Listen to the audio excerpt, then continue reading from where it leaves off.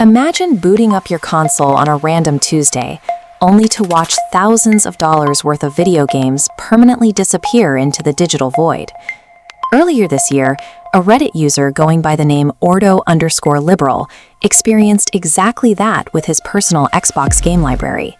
He had two-factor authentication turned on to protect his account, but Microsoft's automated security systems flagged a login attempt as an unauthorized breach and locked everything down. And because Microsoft connects its entire ecosystem to one login, the permanent suspension didn't stop at his Xbox. It instantly cut his access to his Windows operating system licenses, his Microsoft 365 subscription, and years of personal files stored on OneDrive.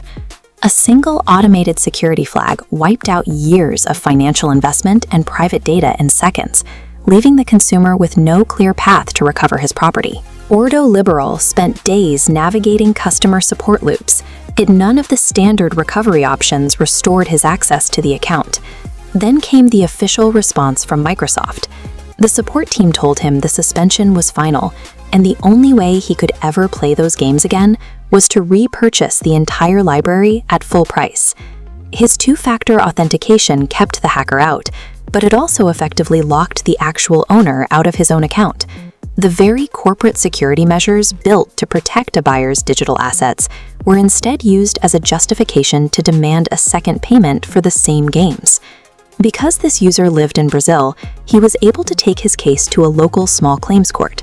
Brazilian consumer protection laws allowed him to challenge the corporation without the burden of high legal fees. Microsoft responded by deploying 12 different attorneys to defend the company's decision to keep the account locked.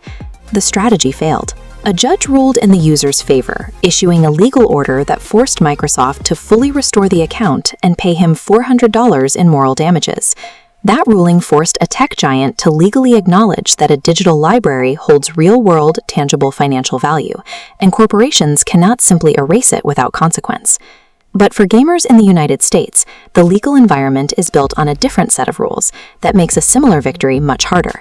That's because American consumer law is heavily influenced by a specific concept buried in every terms of service agreement: the revocable license. This diagram shows the critical legal difference.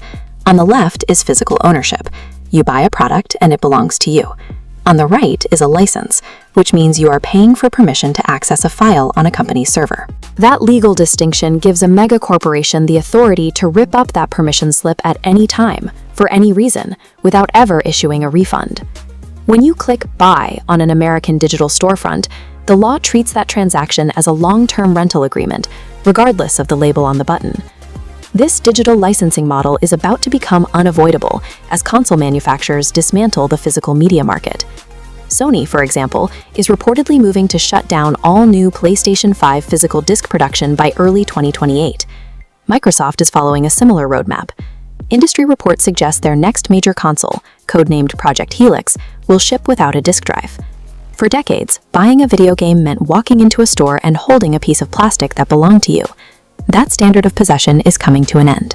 Hardware manufacturers are accelerating the death of the disc to funnel consumers into digital storefronts where the company retains total control over the product. In the tech industry, this is known as a walled garden, a closed ecosystem where the platform holder has total control over distribution, access, and pricing. Without a disk drive, you can't trade a game with a friend, you can't resell it when you're done, and you can't shop around for used copies. But the biggest danger inside that walled garden is that a single automated security ban can instantly erase decades of your financial investment. When Bill Gates unveiled the original Xbox, the console functioned as a standalone machine. Today, the hardware acts as a gateway to a network controlled entirely by the manufacturer. As the industry forces gamers into a purely digital future, we are trading the basic right to own what we pay for in exchange for the minor convenience of a download.